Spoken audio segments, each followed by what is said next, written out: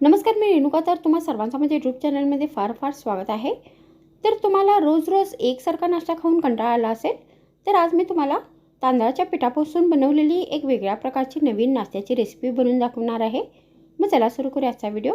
मी recipe बनवण्यासाठी सर्वात आधी आपल्याला एक बाउल घ्यायचा आहे आणि यामध्ये 1 कप तांदळाचे पीठ घालायचं आहे. मग आपल्याला याच्यामध्ये चवीनुसार मीठ घालायचं आहे आणि या पिठामध्ये आता आपल्याला पाणी घालून याचा बॅटर तयार करून घ्यायचा आहे.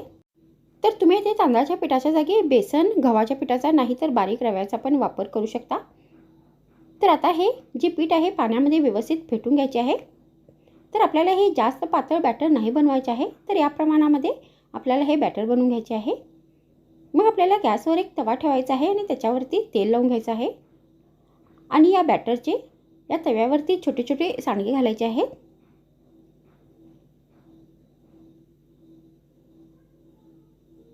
तर अशा पद्धतीने हे सांडगे घालून दोन्ही बाजूने आता आपल्याला व्यवस्थित हे फ्राय करून घ्यायचे आहेत, भाजून घ्यायचे आहेत.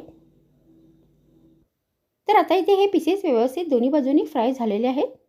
मग आपल्याला गॅसवरती एक भांडी ठेवायचे आहे आणि यामध्ये 1 चमचा तेल घालायचं आहे. मग आपल्याला याच्यामध्ये अर्धा चमचा मोहरी घालायची आहे. मग ही तडतडल्यानंतर आपल्याला याच्यामध्ये एक बारीक चिरलेला कांदा घालायचा आहे आणि कांदा व्यवस्थित तेलात फ्राय करून घ्यायचा आहे.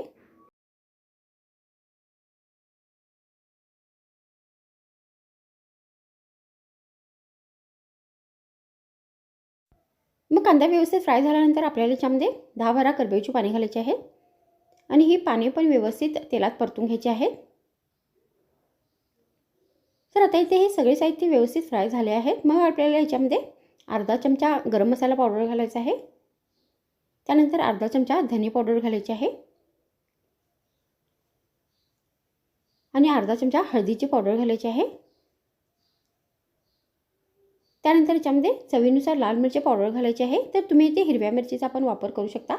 मग परत हे सर्व मसाले या तेलात व्यवस्थित तळून घ्यायचे आहेत. मग हे मसाले व्यवस्थित फ्राय झाल्यानंतर आपल्याला याच्यामध्ये आम्ही जे तांदळाच्या पिठाचे सांडगे बनवलेले होते ते सगळे याच्यामध्ये घालायचे आहेत.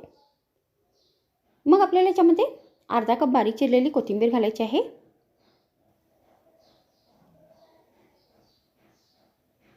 आणि आता हे सगळे साहित्य व्यवस्थित मिक्स करून घ्यायचं आहे.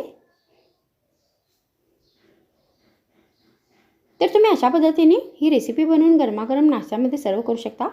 तर मागच्या व्हिडिओमध्ये इतकेच. पुन्हा भेटू आणखी एक नवीन व्हिडिओमध्ये. तर मग थँक्स फ्रेंड्स वॉचिंग माय व्हिडिओ.